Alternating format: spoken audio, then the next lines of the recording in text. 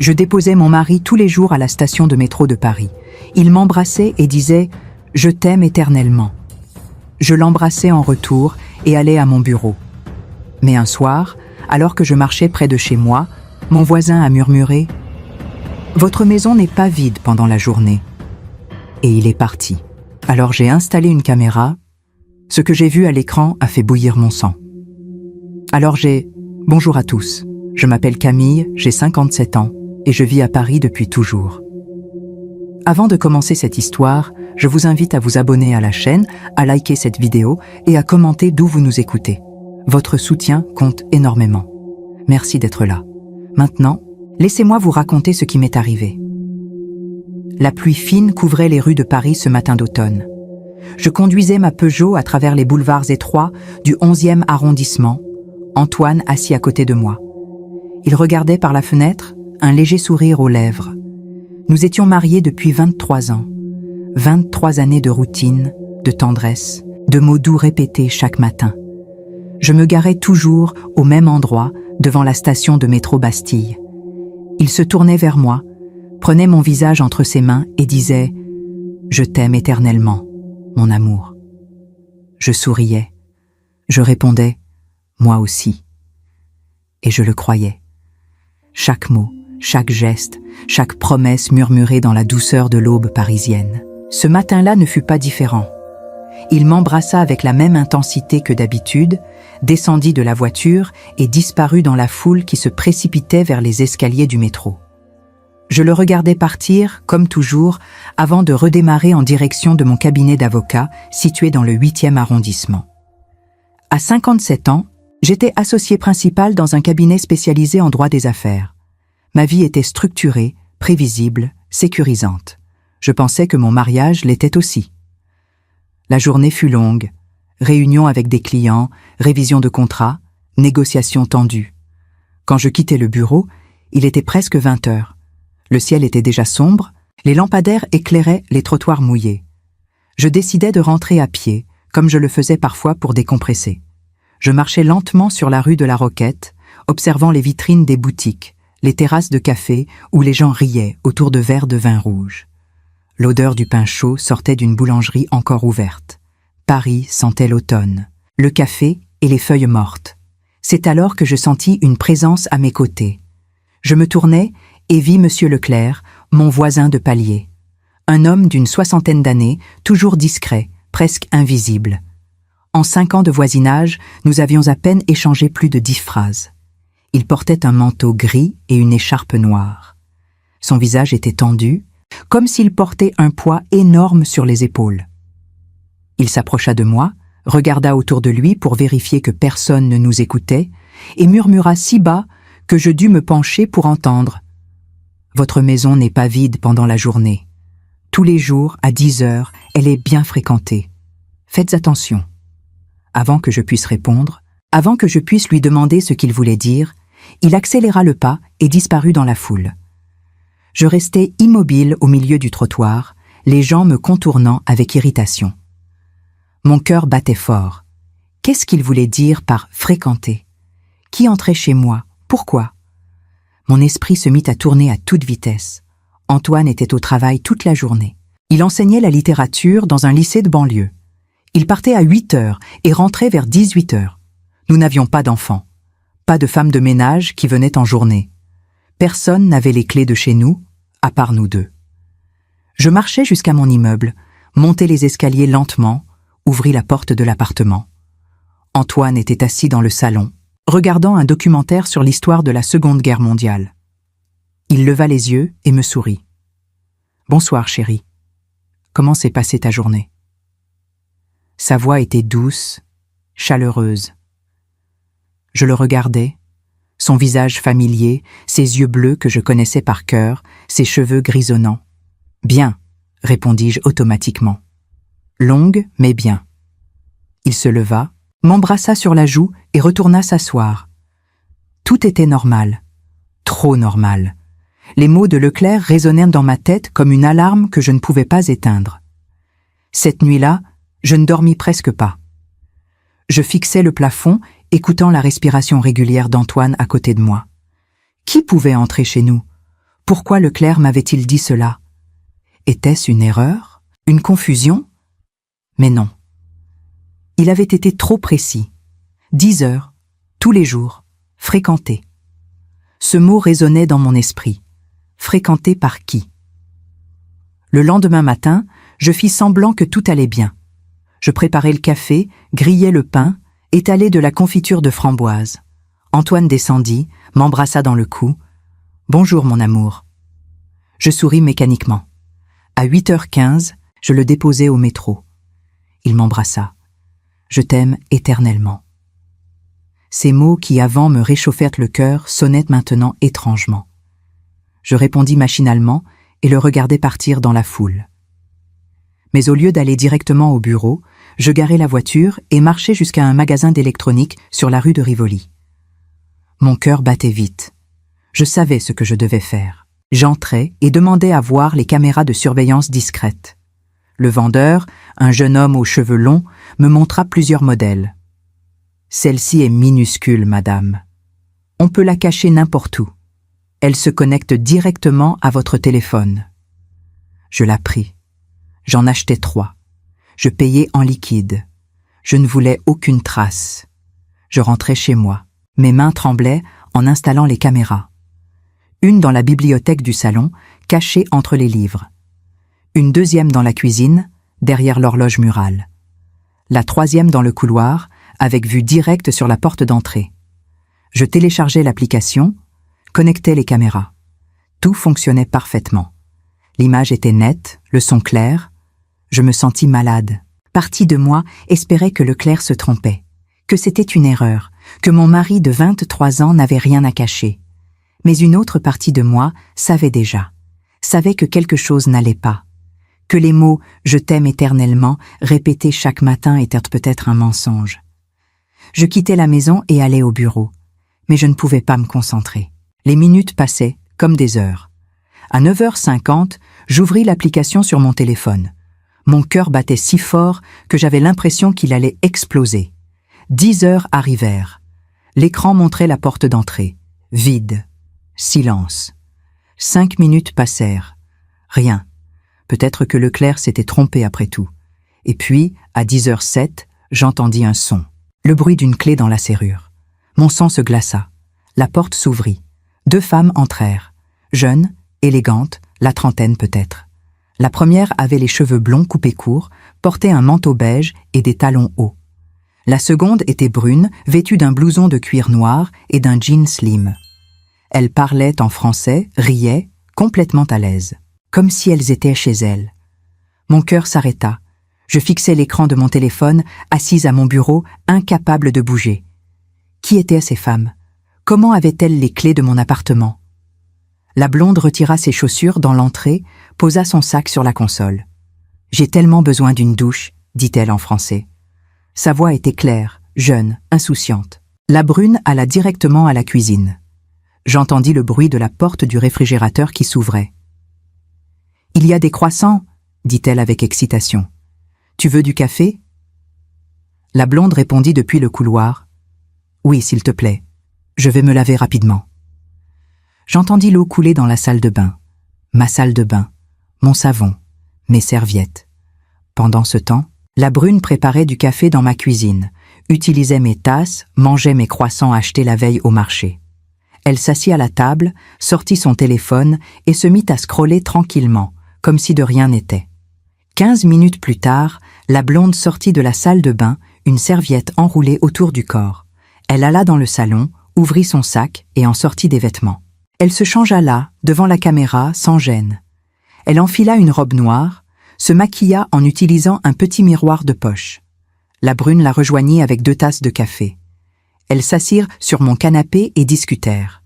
« Tu as un rendez-vous à quelle heure ?»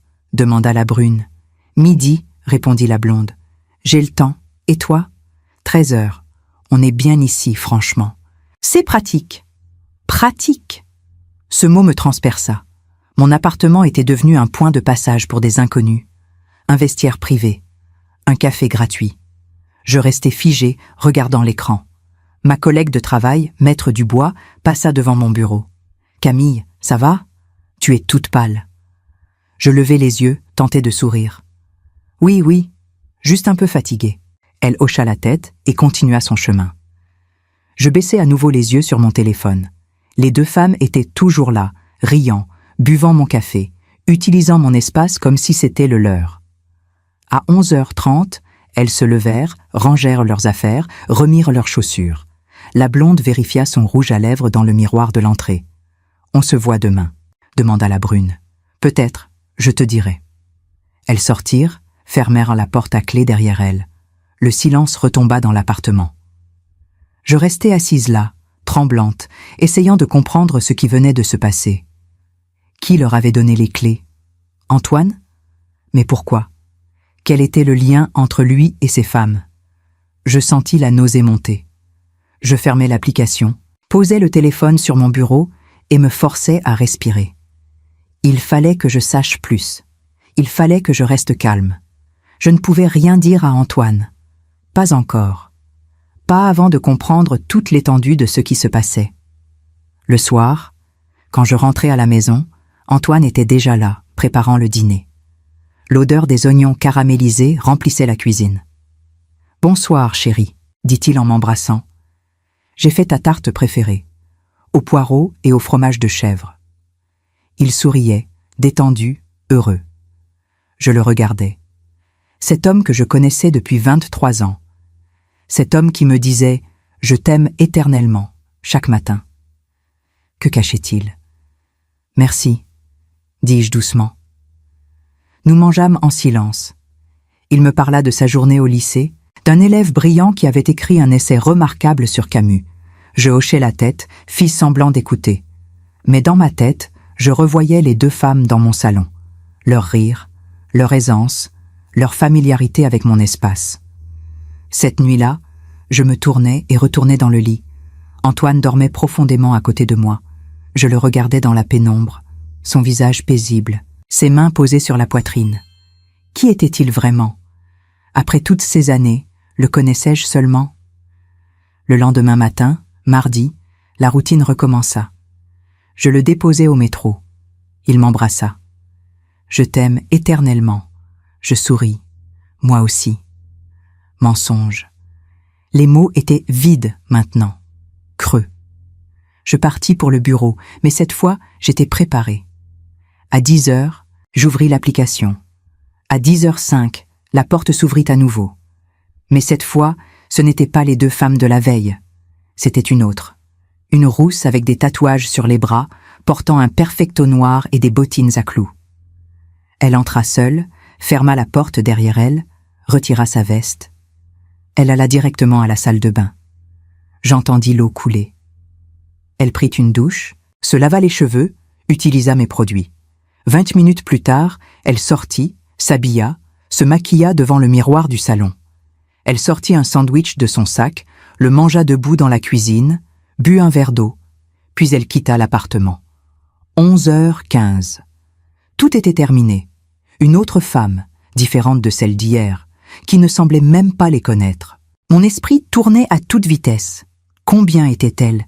Qui leur donnait accès? Était-ce Antoine? Mais pourquoi ferait-il cela? Quel était le but? Je ne comprenais rien. Je passais la journée dans un brouillard, incapable de me concentrer. Les visages des trois femmes tournaient dans ma tête, jeunes, belles, confiantes, utilisant mon appartement comme un service gratuit. Mais pourquoi faire? Se préparer pour des rendez-vous, des entretiens ou autre chose? Le soir, Antoine était à nouveau là, souriant, affectueux. « Tu as l'air fatigué, mon amour. Tout va bien au travail ?» demanda-t-il en caressant mes cheveux. « Oui, juste beaucoup de dossiers en ce moment, mentis-je. » Il m'embrassa sur le front. « Tu travailles trop. Tu devrais te reposer. » Mercredi arriva, le 3e jour. Je déposai Antoine au métro. Même rituel, même baiser, même mensonge. Je t'aime éternellement. Je partis pour le bureau, le cœur lourd. À 10h, j'ouvris l'application. Cette fois, j'étais prête à tout. À 10h03, la porte s'ouvrit. Les trois femmes entrèrent ensemble. La blonde, la brune et la rousse. Elles se connaissaient. Elles riaient, parlaient fort, semblaient être amies. « On a le temps aujourd'hui », dit la blonde. « Il vient vers 10h30. » Mon sang se glaça. Il ? Qui était il ? Mon cœur commença à battre si fort que j'entendis le pouls dans mes oreilles. Elles s'installèrent dans le salon. La brune prépara du café pour tout le monde. Elles discutèrent de choses banales, du temps, d'un film qu'elles voulaient voir, d'un restaurant qui venait d'ouvrir près des Champs-Élysées. Puis, à 10h27, j'entendis le bruit de la clé dans la serrure. La porte s'ouvrit. Antoine entra. Mon monde s'effondra. Antoine entra dans l'appartement avec un sourire détendu. Il portait son manteau gris, celui que je lui avais offert pour son anniversaire l'année dernière. Il retira son écharpe, la posa sur le porte-manteau. « Bonjour, mes beautés », dit-il d'une voix chaude, presque affectueuse. Les trois femmes se levèrent. La blonde s'approcha de lui, l'embrassa sur la bouche. Pas un baiser rapide, un vrai baiser, profond, intime. Mon estomac se tordit. Il se tourna vers la brune, passa sa main dans ses cheveux, l'embrassa aussi, puis la rousse, chacune son tour, comme un rituel bien rodé. Elle riait, le touchait, parlaient toutes en même temps. « Tu es en retard », dit la rousse en souriant. « J'ai eu un imprévu au lycée », répondit-il. « Mais je suis là maintenant. » Il retira sa veste, s'assit sur le canapé. Les trois femmes s'installèrent autour de lui, la blonde à sa droite, la brune à sa gauche, la rousse assise par terre entre ses jambes. Je regardais l'écran de mon téléphone, assise dans les toilettes de mon cabinet. J'avais fermé la porte à clé. Mes mains tremblaient tellement que je devais tenir le téléphone à deux mains. Des larmes coulaient sur mes joues, mais je ne faisais aucun bruit. Je ne pouvais pas détourner les yeux. Je devais voir. Je devais savoir jusqu'où allait cette trahison. « Vous avez été sage cette semaine ?» demanda Antoine en caressant les cheveux de la blonde. « Toujours », répondit-elle en riant. « On adore venir ici. C'est notre petit refuge. » Il sourit. « Je suis content. Vous méritez un endroit confortable. » La brune se leva, alla à la cuisine, revint avec une bouteille de vin et 4 verres. Elle servit tout le monde. Ils trinquèrent. « À nous », dit Antoine. « À nous », répétèrent les trois femmes en chœur. Ils burent, discutèrent. Antoine racontait des anecdotes sur ses élèves, les faisait rire. Il était charmant, drôle, attentionné, exactement comme il était avec moi. Les mêmes gestes, les mêmes expressions, les mêmes mots doux. « Tu es magnifique », disait-il à la blonde en touchant son visage. « Tu sens bon », murmurait-il à la brune en embrassant son cou. « Tu me manques toujours », chuchotait-il à la rousse en prenant sa main. Je vomis dans les toilettes. Le téléphone tomba par terre. Je le ramassai, essuyai l'écran avec du papier. Je devais continuer à regarder. Je devais tout savoir. Quand je relevai les yeux vers l'écran, Antoine embrassait la rousse. Ses mains étaient sur sa taille. Elle gémissait doucement. Les deux autres regardaient, souriantes, attendant leur tour. Je fermai l'application. Je ne pouvais plus. C'était trop. Je restais assise là, sur le sol froid des toilettes, pleurant silencieusement.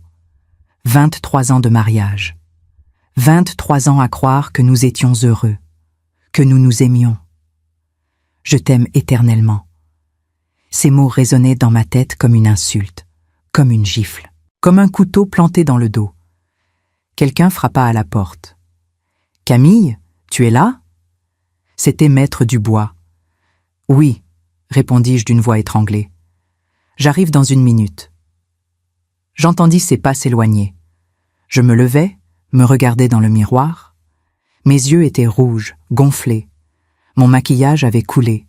Je me lavai le visage à l'eau froide, me remaquillai rapidement. Je devais être forte. Je ne pouvais pas m'effondrer. Pas maintenant. Pas ici. Je retournai à mon bureau, mais je ne travaillais pas. Je fixais l'écran de mon ordinateur sans rien voir. Mon esprit était ailleurs, dans mon appartement, avec mon mari et ses 3 maîtresses, car c'était bien ce qu'elles étaient, n'est-ce pas? Ces maîtresses, ces amantes, ces mensonges incarnés. Mais quelque chose ne collait pas. Pourquoi leur donnait-il accès à l'appartement même quand ils n'étaient pas là? Pourquoi les laissait-il utiliser la maison comme un vestiaire? Quel était le but? Et surtout, Depuis combien de temps cela durait-il? Le soir, je rentrais tard. Antoine était déjà couché. Je me déshabillais dans le noir, me glissais sous les draps en gardant mes distances. Il se tourna vers moi, encore à moitié endormi, passa son bras autour de ma taille. « Bonne nuit, mon amour », murmura-t-il.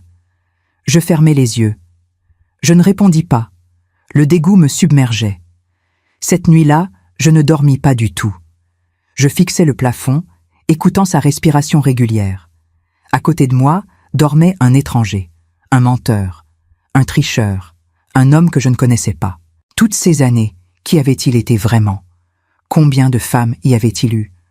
Combien de mensonges avait-il tissés? Les larmes coulaient sur mes tempes, mouillaient l'oreiller. Mais je restais silencieuse. Je ne voulais pas qu'il sache, pas encore. J'avais besoin de réfléchir, de planifier, de décider quoi faire. Car une chose était certaine, je ne resterai pas passive. Je ne fermerai pas les yeux. Je ne pardonnerai pas. Le lendemain matin, jeudi, je me levai avant lui. Je préparais le café, grillais le pain, comme d'habitude. Quand il descendit, je lui souris. « Bonjour », dis-je calmement. Il m'embrassa sur la joue. « Bonjour chérie, tu as bien dormi ?»« Très bien », mentis-je. À 8h15, je le déposai au métro. Il m'embrassa. « Je t'aime éternellement. » Je le regardai dans les yeux. « Moi aussi », dis-je. Dernier mensonge avant la tempête. Je rentrai chez moi. J'allumai mon ordinateur portable. J'ouvris un document vierge. Et je commençai à écrire. Un plan, détaillé, méthodique, froid. Antoine m'avait trahi de la pire des manières. Il m'avait menti pendant des mois, peut-être des années. Il avait transformé notre maison en terrain de jeu pour ses aventures. Il méritait quelque chose de spécial, quelque chose qui le marquerait, qui lui ferait comprendre l'ampleur de ce qu'il avait détruit. Je n'allais pas simplement le confronter. Je n'allais pas crier, pleurer, supplier, non. J'allais jouer à son jeu, mais mieux que lui, plus intelligemment, plus cruellement. J'avais une semaine devant moi, 5 jours ouvrables, 5 opportunités de lui envoyer des messages, des signes, de semer le doute, de créer la peur, de détruire sa petite routine confortable. Lundi, je laisserai quelque chose hors de place, quelque chose que les femmes remarqueraient, quelque chose qui les ferait douter. Mardi, je créerai de l'inconfort, du dégoût, une gêne. Mercredi, je laisserai un message silencieux mais clair, un avertissement. Jeudi, je me montrerai, je ferai tout s'effondrer. Vendredi, le coup de grâce, la fin de tout. J'écrivis chaque détail, chaque étape. J'anticipais les réactions, les questions, les doutes.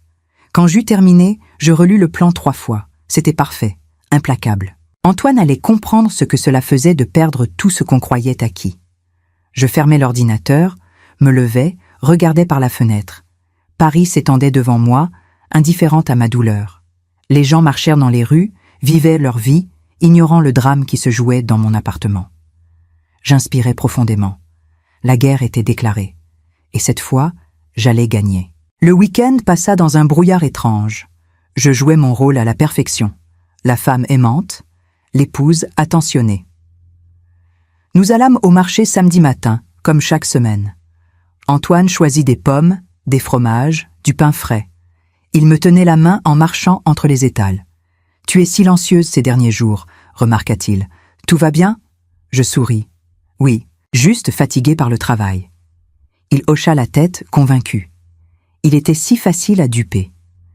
Dimanche soir, il sortit avec ses amis pour regarder un match de football dans un bar du Marais. « Je rentre vers 23h, dit-il en m'embrassant. « Ne m'attends pas. » Dès que la porte se ferma, je me mis au travail. J'avais exactement 3 heures devant moi. Je montai dans notre chambre. Le plan était simple, mais efficace. Je pris le cadre photo de notre lune de miel en Grèce, celui qui était posé sur la commode depuis 15 ans. Nous y étions jeunes, bronzés, heureux. Je le retournai face contre le meuble. Puis je pris la brosse à cheveux d'Antoine, celle qu'il utilisait chaque matin, et la posai au milieu du lit. Soigneusement placée, impossible à manquer.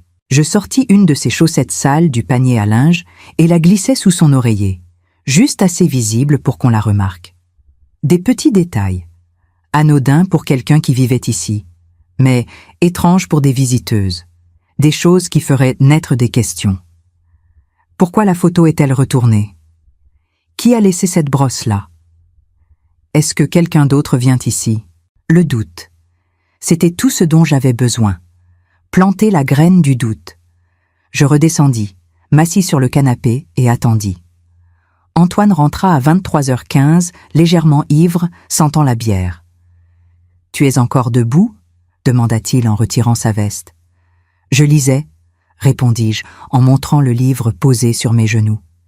Il m'embrassa sur le front et monta se coucher. Je restai en bas encore 1 heure, le cœur battant, imaginant la scène du lendemain. Lundi matin. La routine habituelle. Café, pain grillé, confiture. Antoine descendit, frais et souriant. « Belle journée qui commence », dit-il en regardant par la fenêtre. Je hochai la tête. À 8h15, je le déposai au métro Bastille. Il m'embrassa. « Je t'aime éternellement, mon amour. » Je souris. « Moi aussi. » Les mots étaient du poison dans ma bouche. Je me garai à 2 rues de là, sortis mon téléphone et ouvris l'application des caméras. Mon cœur battait vite. À 10h06, la porte s'ouvrit. La blonde et la brune entrèrent ensemble. Elles parlèrent de leur week-end. « J'ai rencontré quelqu'un samedi soir », disait la brune. « Il était sublime. » La blonde riait. « Tu dis ça de tous les hommes que tu rencontres. » Elles retirèrent leurs chaussures, posèrent leurs sacs. La blonde alla directement dans la chambre pour prendre quelque chose dans le sac qu'elle y avait laissé la semaine précédente. Elle entra, alluma la lumière et s'arrêta net. Je vis son visage sur l'écran de la caméra de la chambre. La confusion. Elle regarda le cadre photo retourné, fronça les sourcils, s'approcha, le prit, regarda notre photo, puis remarqua la brosse au milieu du lit et la chaussette qui dépassait sous l'oreiller. « Léa ?» appela-t-elle. La brune arriva. « Quoi ?» La blonde pointa du doigt. « Regarde, c'était comme ça la dernière fois ?» La brune observa la scène. « Non, je ne crois pas. Pourquoi le cadre est retourné ?»« Je ne sais pas. » « Et ça ?» Elle montra la brosse. « Qui laisse sa brosse au milieu du lit ?» Le silence tomba entre elles. Je voyais leur visage tendu, inquiet. « Tu crois que sa femme sait quelque chose ?» murmura la brune. La blonde haussa les épaules. « Comment elle pourrait savoir? Elle travaille toute la journée. » Mais sa voix manquait de conviction. Elle remit le cadre à l'endroit, enleva la brosse du lit, retira la chaussette. Mais le malaise était palpable. Elles redescendirent au salon, prirent leur café en silence. L'ambiance avait changé. Plus de rire, plus d'insouciance, juste une tension sourde. « On devrait en parler à Antoine », dit finalement la blonde, « lui demander si tout va bien ici. » La brune acquiesça. « Oui, il y a quelque chose d'étrange. » Elles partirent 20 minutes plus tôt que d'habitude. Je fermai l'application et souris. Le premier coup était porté, le doute était semé. Maintenant, il fallait le faire grandir. Le soir, Antoine rentra avec un bouquet de fleurs, des roses rouges. « Pour toi », dit-il en me les tendant, sans raison particulière, juste parce que je t'aime. Je pris les fleurs, les sentis. « Merci, c'est gentil. » Mais dans ma tête, je savais. Il avait reçu des questions, des inquiétudes, et il essayait de se rassurer, de maintenir l'illusion. « Tout va bien au travail ?» demandai-je innocemment. « Oui, oui, très bien. Pourquoi ?» « Comme ça. Tu sembles préoccupé ces derniers temps. » Il secoua la tête. « Non, tout va parfaitement bien. » Mais ses yeux disaient le contraire. Il y avait une fissure, petite, presque invisible. Mais elle était là.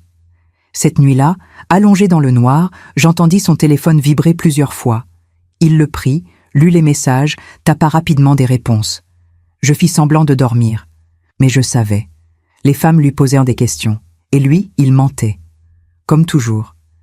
Mais cette fois, les mensonges ne suffiraient plus. Mardi arriverait bientôt. Et avec lui, une nouvelle étape. Plus désagréable, plus dérangeante. J'avais hâte de voir leur visage quand elles découvriraient ce que j'avais préparé. Je me réveillai à 5 heures du matin. Antoine dormait encore profondément. Je descendis à la cuisine sur la pointe des pieds. J'ouvris le réfrigérateur et sortis la bouteille de lait entamée, le yaourt nature et le fromage de chèvre. Je laissai tout sur le comptoir pendant 2 heures. Le lait commença à sentir, surtout dans la chaleur de la cuisine. À 7 heures, je remis tout dans le réfrigérateur, bien en vue. Puis, je sortis le sac poubelle de la cuisine, y ajoutai des restes de poisson d'il y a 3 jours que j'avais cachés au fond, et le remis dans la poubelle sans fermer le sac correctement. L'odeur commençait déjà à se répandre. Antoine descendit à 7h30. « Ça sent bizarre ici », remarqua-t-il en fronçant le nez. « Vraiment ?» fis-je innocemment. « Je ne sens rien. Tu veux que je sorte les poubelles ? » « Non, non, c'est bon. Je le ferai ce soir. » Il but son café rapidement, semblant pressé de partir. « Parfait. » À 8h15, je le déposai au métro. Le même rituel, le même baiser, les mêmes mots. « Je t'aime éternellement. » Mais cette fois, sa voix semblait moins assurée, comme s'il sentait que quelque chose changeait, que le sol sous ses pieds devenait moins stable. Je me garai à mon emplacement habituel et ouvris l'application à 9h55. Mon cœur battait d'anticipation. À 10h04, la rousse entra. Seule cette fois. Elle portait un jean déchiré et un pull noir oversize. Elle retira ses bottes, posa son sac. Et immédiatement, elle fit une grimace. « Qu'est-ce que c'est que cette odeur ?» murmura-t-elle pour elle-même. Elle alla vers la cuisine, suivant l'origine de la puanteur. Elle ouvrit la poubelle et recula immédiatement. Mon Dieu, c'est dégueulasse. Elle referma violemment le couvercle, se couvrit le nez avec sa main. Elle ouvrit le réfrigérateur pour prendre de l'eau et là, l'odeur du lait aigre la frappa en plein visage. Elle prit la bouteille, la sentit et eut un haut-le-cœur. Mais c'est pas possible. Comment il peut vivre comme ça? Elle jeta la bouteille dans l'évier avec dégoût, prit le yaourt, vérifia la date. Périmé depuis 2 jours, elle le jeta aussi. Le fromage suivit. Elle ouvrit les fenêtres de la cuisine, en grand, malgré le froid de novembre. « Quel porc !» marmonna-t-elle. Je souris en regardant l'écran. Exactement la réaction que j'attendais. Elle ne prit pas de douche ce jour-là. Elle ne s'installa pas confortablement. Elle resta dans le salon, loin de la cuisine, visiblement dégoûtée. Elle sortit son téléphone et envoya des messages. Je ne pouvais pas lire ce qu'elle écrivait, mais je devinais. Elle se plaignait. Elle exprimait son mécontentement. 20 minutes plus tard, elle quitta l'appartement, le visage fermé, irritée. Je fermai l'application et me rendis au bureau. La journée passa lentement. Chaque heure semblait durer une éternité. Je pensais à Antoine, recevant probablement des messages furieux, des reproches, des questions. Pourquoi ta maison est-elle si sale? Tu ne respectes rien? C'est répugnant. Le soir, quand je rentrais, Antoine était dans la cuisine, le visage crispé. Il avait sorti les poubelles, nettoyé le réfrigérateur, ouvert toutes les fenêtres. « Qu'est-ce qui s'est passé ici ?» demanda-t-il. « C'était infect. Le lait était pourri, les poubelles puaient. » Je haussai les épaules. « Je ne sais pas. Peut-être qu'on a oublié de jeter des choses. Tu sais comment c'est quand on est occupé. » Il me regarda, suspicieux. « Mais on ne laisse jamais pourrir la nourriture comme ça. » « Eh bien, apparemment si, » répondis-je calmement en posant mon manteau. « Ce n'est pas grave. C'est nettoyé maintenant. » Il n'insista pas, mais je voyais son esprit travailler. Les questions s'accumulaient. Les coïncidences devenaient trop nombreuses. La photo retournée, la nourriture pourrie. Quelque chose n'allait pas, et il commençait à le sentir. Cette nuit-là, il se tourna vers moi dans le lit. « Camille, tu es sûre que tout va bien ?» demanda-t-il doucement. « Oui, » répondis-je sans le regarder. « Pourquoi cette question ?»« Je ne sais pas. J'ai l'impression que tu es distante ces derniers jours. » Je me tournai vers lui, le regardai dans les yeux. « Je suis fatiguée, Antoine, c'est tout. Le travail est intense. » Il hocha la tête, mais il ne semblait pas convaincu. Il m'embrassa sur le front et se tourna de l'autre côté. Je restai éveillée longtemps après qu'il se soit endormi. Mercredi approchait. Le jour où je laisserai le message le plus clair, le plus direct. Le jour où la peur commencerait vraiment à s'installer. 4 serviettes dans la salle de bain. 1 pour chacun d'eux. Un message silencieux, mais impossible à ignorer. Je sais. Je fermais les yeux et imaginais leur visage. La panique, la confusion, la réalisation lente et terrifiante qu'ils n'étaient plus en sécurité, que quelqu'un savait, que leur petit secret confortable était découvert. Et demain, ce ne serait que le début. Mercredi matin, le jour le plus important de ma stratégie. Je me levai avant l'aube, à 5h30. Antoine dormait encore, la bouche légèrement ouverte, ronflant doucement. Je le regardais quelques secondes. Cet homme qui partageait mon lit depuis 23 ans. Cet homme qui me trahissait avec 3 femmes différentes. Je ne ressentais plus rien. Ni amour, ni haine. Juste du vide. Je descendis et commençai ma préparation. Je montai dans la chambre avec des draps propres. Je retirai ceux du lit, les mis à la machine à laver. Je refis le lit avec des draps blancs immaculés, sentant la lavande fraîche. Je lissai chaque pli, ajustai les oreillers avec une précision militaire. Le lit ressemblait à celui d'un hôtel 5 étoiles. Impeccable, parfait, trop parfait. Puis je me rendis dans la salle de bain. C'était là que se trouvait le cœur de mon message. J'ouvris l'armoire à linge et sortis 4 serviettes blanches. Pas 2, pas 3, 4. Une pour la blonde, une pour la brune, une pour la rousse, une pour Antoine. Je les pliais soigneusement et les disposais sur l'étagère au-dessus du lavabo. Bien visibles, alignés, impossibles à manquer. Un message clair, silencieux, mais dévastateur. Je sais combien vous êtes. Je redescendis et préparai le café. Antoine apparut à 7h, les yeux encore gonflés de sommeil. « Bonjour », dit-il en bâillant. Je lui tendis une tasse. « Bonjour ». Nous prîmes le petit déjeuner en silence. Il feuilletait son téléphone, probablement lisant les messages des femmes. Je mangeais mon pain grillé tranquillement, savourant chaque bouchée. C'était mon dernier petit déjeuner avec lui en tant qu'épouse ignorante. Demain, tout changerait. À 8h15, je le déposai au métro. Il m'embrassa. « Je t'aime éternellement. » Je le regardai droit dans les yeux. « Je sais, » répondis-je. Il fronça les sourcils, confus par ma réponse étrange. Mais la porte du métro se referma avant qu'il puisse demander quoi que ce soit. Je le regardai disparaître dans la foule, peut-être pour la dernière fois. Je retournai à la voiture et attendis. 9h55. J'ouvris l'application. Mon cœur battait plus fort que les jours précédents. Aujourd'hui, tout allait basculer. À 10h02, la porte s'ouvrit. Les 3 femmes entrèrent ensemble. La blonde, la brune et la rousse.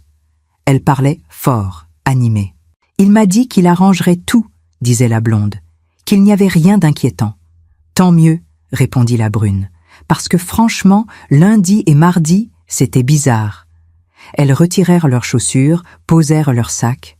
La rousse alla directement à la salle de bain. J'entendis l'eau couler.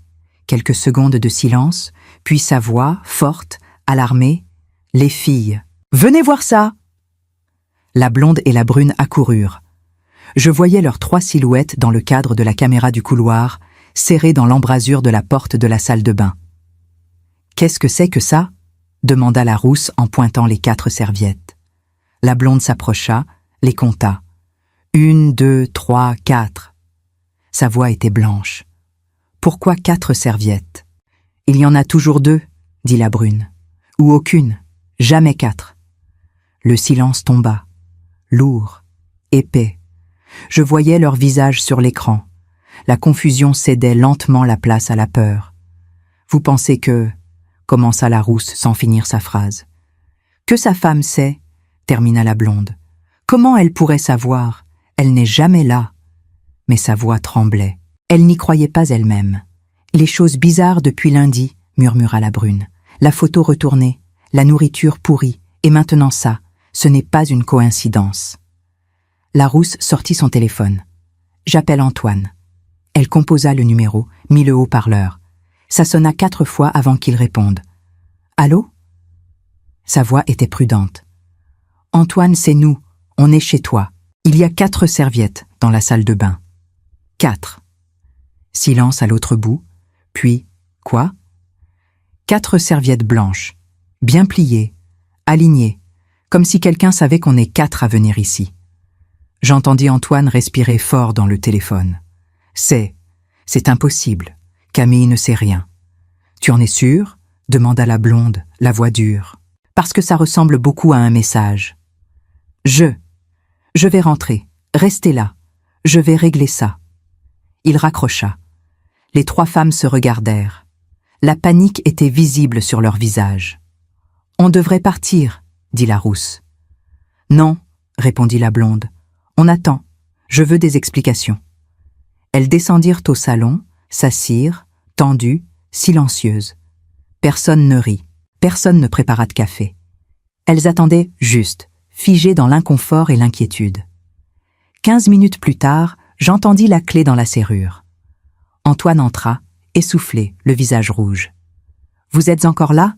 demanda-t-il. « Évidemment », répondit la blonde en se levant. « Explique-nous, les serviettes, les trucs bizarres depuis lundi. Qu'est-ce qui se passe ?» Antoine monta à l'étage. Je le suivis sur la caméra de la chambre. Il entra dans la salle de bain, regarda les 4 serviettes. Son visage devint livide. Il les toucha, les compta. Je voyais ses mains trembler. Il redescendit lentement. « Je ne comprends pas, » dit-il d'une voix faible. « Camille ne peut pas savoir. C'est impossible. »« Alors, qui a mis ces serviettes-là » demanda la brune. « Le fantôme de Noël ?»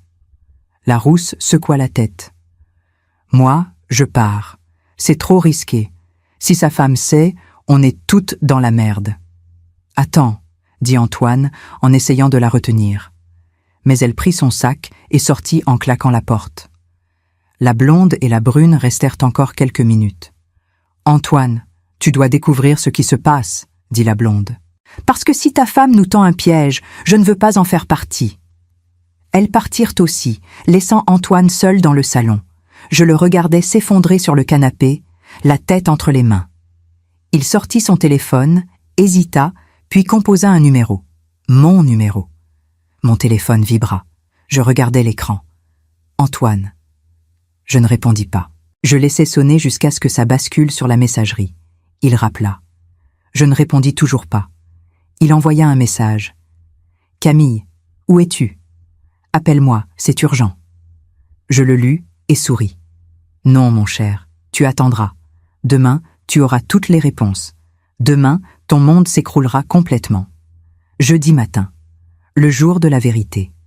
Je me réveillai à 6 heures, calme, déterminé. Antoine était déjà debout, marchant nerveusement dans la chambre. Il n'avait presque pas dormi.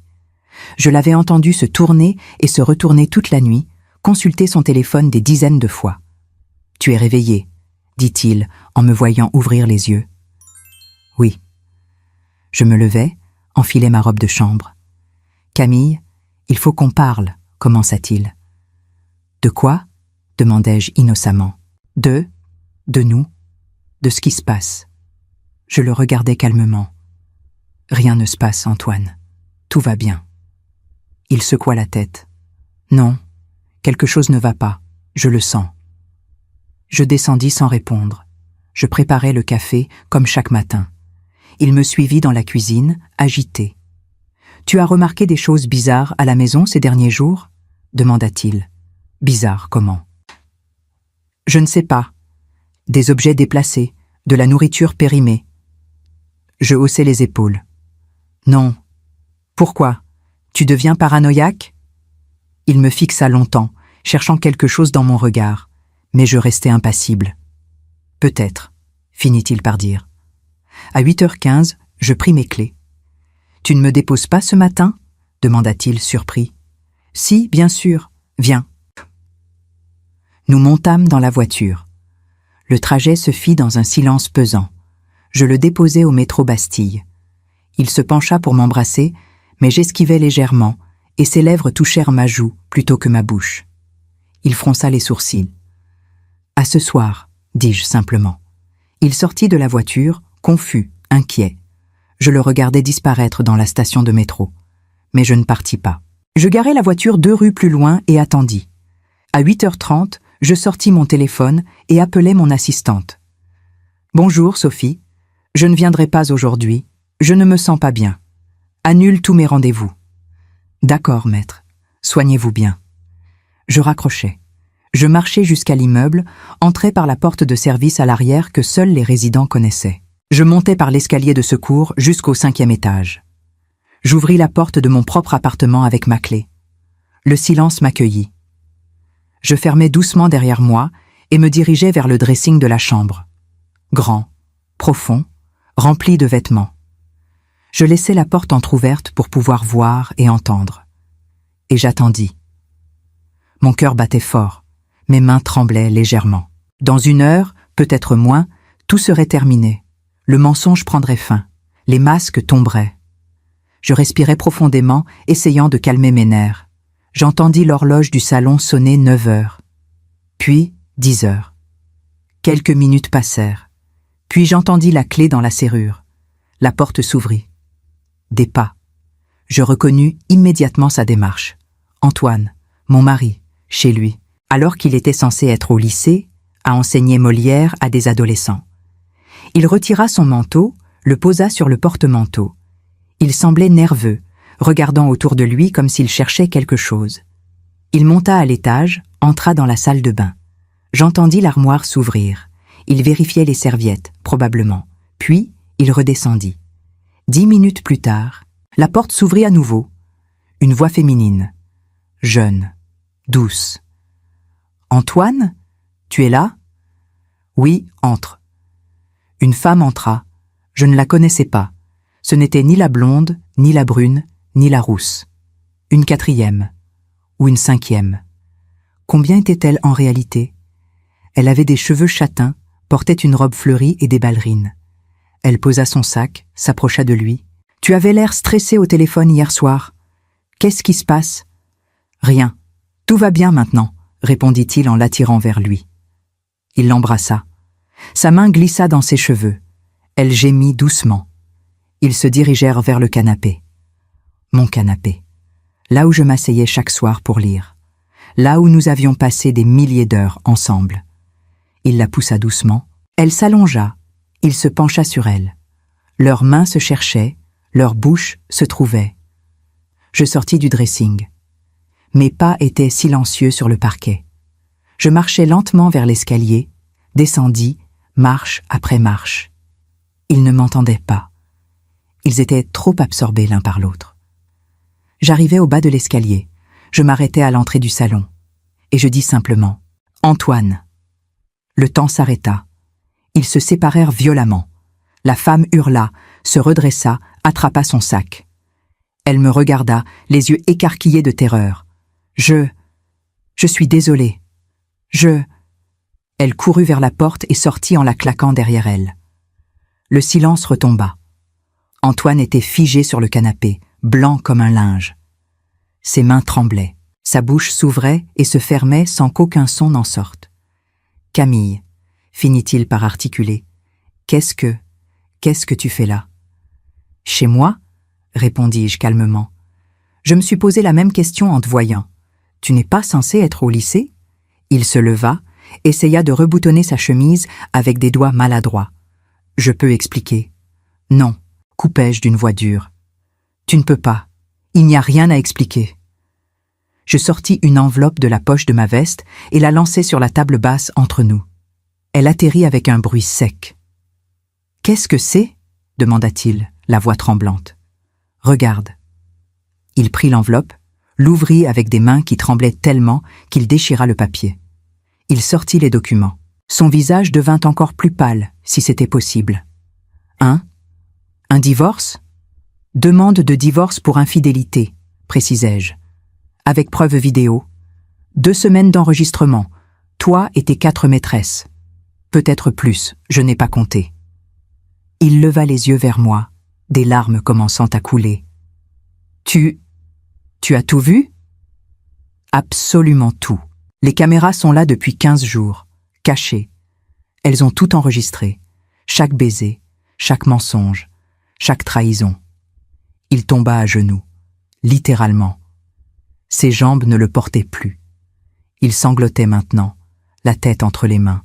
« Camille, je t'en supplie, pardonne-moi, c'était une erreur. Je t'aime tellement.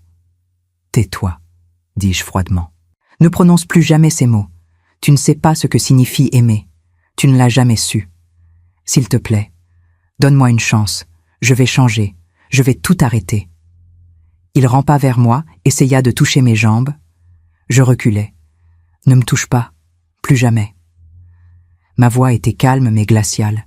« Tu as jusqu'à demain midi pour quitter cette maison. Prends tes affaires et va-t'en. » « Non, non Camille, c'est notre maison. C'était notre maison. Maintenant, c'est la mienne. »« Et si je refuse ?» demanda-t-il, un éclair de défi dans les yeux malgré les larmes. Je souris, un sourire froid, sans joie. « Alors je poste les vidéos en ligne. Je les envoie à la directrice de ton lycée, à tes collègues, à ta mère, à tous nos amis. Le monde entier saura quel genre d'homme tu es vraiment. » Son visage se décomposa complètement. « Tu ne ferais pas ça. Et c'est moi. » Je sortis de l'appartement sans me retourner. Derrière moi, j'entendais Antoine sangloter, appeler mon nom, supplier. Mais je ne me retournai pas. Je descendis les escaliers, sortis de l'immeuble et marchai dans les rues de Paris. L'air froid de novembre me gifla le visage. Je respirais profondément. Pour la première fois depuis des semaines, je me sentais libre. Libre du mensonge. Libre de l'illusion, libre de cet homme qui avait détruit 23 ans de ma vie. Je marchais jusqu'à un café sur la place de la Bastille. Je commandai un double espresso et m'assis près de la fenêtre. Je sortis mon téléphone. 15 appels manqués d'Antoine. 17 messages. « Camille, réponds-moi. Je t'en supplie, ne fais pas ça. Je t'aime. Pardonne-moi. » Je les effaçais tous sans les lire complètement. Je le bloquais. Son numéro, ses emails, tout. Il n'existait plus pour moi. Je passais la nuit chez Sophie, ma meilleure amie depuis l'université. Quand je lui racontais tout, elle pleura avec moi. « Ce salaud !» répétait-elle. « 23 ans, comment a-t-il pu ?»« Je ne sais pas, répondis-je. Et je ne veux plus savoir. Tout ce qui m'importe maintenant, c'est de tourner la page. » Elle me serra dans ses bras. « Tu es la femme la plus forte que je connaisse. » Vendredi matin, le jour final.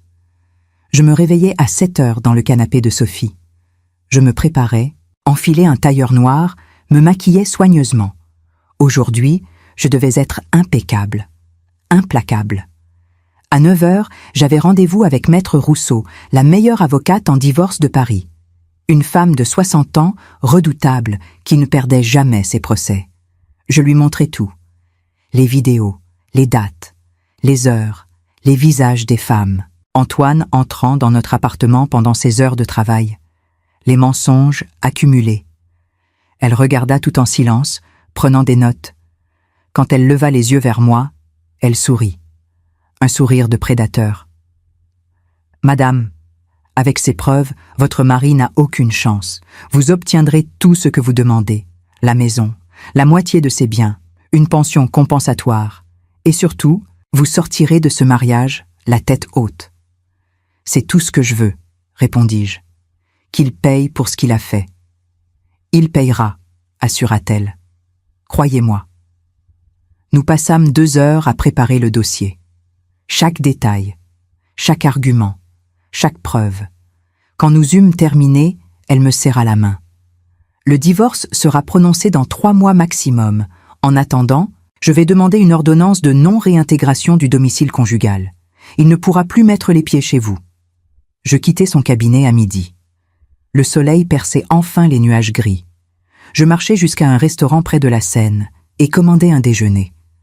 Pour la première fois depuis des semaines, j'avais faim, vraiment faim. Je mangeais lentement, savourant chaque bouchée. Mon téléphone vibra. Un numéro inconnu. Je décrochai. « Allô ?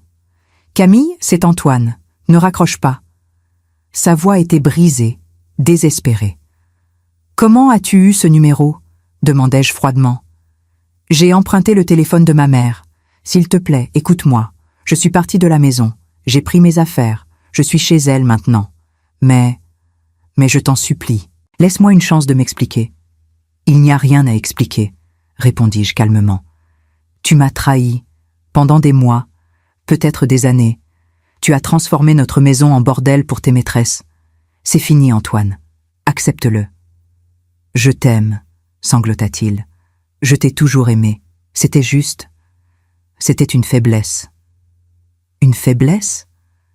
Je ris. Un rire dur, sans joie.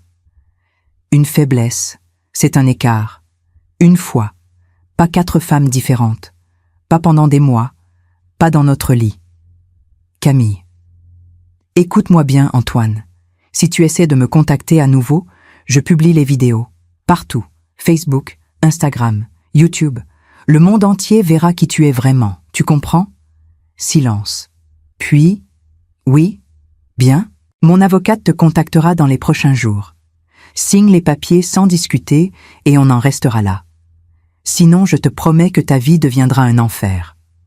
Je raccrochais avant qu'il puisse répondre. Je bloquais ce numéro aussi. C'était terminé. Vraiment terminé. L'après-midi, je retournais à l'appartement. Notre appartement. Mon appartement maintenant. J'ouvris la porte. Tout était silencieux, vide. Les affaires d'Antoine avaient disparu. Son manteau, ses chaussures, ses livres, comme s'ils n'avaient jamais existé. Je marchais dans chaque pièce. Le salon où il m'avait trompé. La cuisine où ses maîtresses mangeaient ma nourriture. La chambre où nous avions dormi pendant 23 ans. Je m'assis sur le lit et pour la première fois, je pleurais. Vraiment, profondément. Pas de colère, pas de rage. Juste de la tristesse. De la tristesse pour toutes ces années perdues. Pour la femme que j'avais été, qui croyait en l'amour éternel. Pour les mensonges que j'avais avalés chaque matin avec son baiser. Je t'aime éternellement. Ces mots résonnaient encore dans ma tête. Mais maintenant, je savais. L'éternité d'Antoine avait duré exactement jusqu'au moment où il avait été découvert. Je pleurais pendant 1 heure. Puis je me levais, me lavais le visage, me remaquillais. Je sortis mon téléphone et appelai un serrurier. « Bonjour. Je voudrais changer toutes les serrures de mon appartement. Aujourd'hui, si possible. »« Aucun problème, madame. Je peux être là dans 1 heure. »« Parfait. Je vous attends. » En attendant, je fis le tour de l'appartement et décrochai toutes les photos de nous. Notre mariage, nos vacances, nos anniversaires. Je les mis toutes dans un carton. Je ne les brûlerai pas. Je ne les détruirai pas. Je les garderai dans une cave, fermée, oubliée. Comme notre mariage. Une partie de ma vie qui était terminée. Le serrurier arriva à 16 heures. En 1 heure, toutes les serrures furent changées. 3 nouvelles clés. Une pour moi, une chez Sophie, une 3e cachée chez ma sœur. Antoine ne pourrait plus jamais entrer ici. À 18 heures, tout était terminé. Je payai le serrurier et fermai la porte derrière lui. Je m'assis sur le canapé et regardai par la fenêtre. Paris s'illuminait lentement. Les lampadaires s'allumaient un par un. Les gens rentraient chez eux après le travail. La vie continuait, indifférente à ma douleur, indifférente à ma libération. Mon téléphone vibra. Un message de Sophie. « Comment tu vas ?»« Bien, répondis-je. Vraiment bien. » Et pour la première fois depuis des semaines, ce n'était pas un mensonge. Le soir, je me préparais un dîner, juste pour moi. Du saumon grillé, des légumes vapeur, un verre de vin blanc. Je mangeais lentement, en silence, savourant la solitude, la paix, l'absence de mensonges. Après le dîner, je pris un bain long, chaud, parfumé. Je fermai les yeux et pensais à l'avenir, à la femme que je voulais devenir, plus forte, plus sage, plus libre. 3 mois plus tard, le divorce fut prononcé. La maison me fut attribuée, la moitié de son compte en banque aussi, et une pension compensatoire pour les années perdues. Antoine ne contesta rien. Il signa tout. Il avait perdu son travail entre-temps. La directrice du lycée avait appris ses absences répétées pendant les heures de cours. Elle l'avait licencié pour faute grave. Les rumeurs circulaient. Ses amis l'avaient abandonné. Sa mère était humiliée. Il vivait seul maintenant, dans un studio minable de banlieue. Moi, je changeais tout. Je vendis l'appartement, trop de souvenirs, trop de mensonges. J'achetai un petit 2 pièces près du Luxembourg. Lumineux, calme, nouveau. Je voyageais. Rome, Barcelone, Lisbonne. Des villes que j'avais toujours voulu voir mais que je n'avais jamais visitées parce qu'Antoine préférait rester à Paris. Je rencontrais des gens, je ris, je vécus. 1 an après le divorce, je marchais sur les quais de Seine par une belle après-midi de printemps. Le soleil brillait, les arbres étaient en fleurs. Et je réalisais quelque chose. Je ne pensais plus à lui. Antoine n'existait plus dans ma tête. Il était devenu un fantôme, un souvenir lointain, une erreur corrigée. J'étais libre, vraiment libre. Et l'éternité, la vraie, celle que je méritais, venait juste de commencer.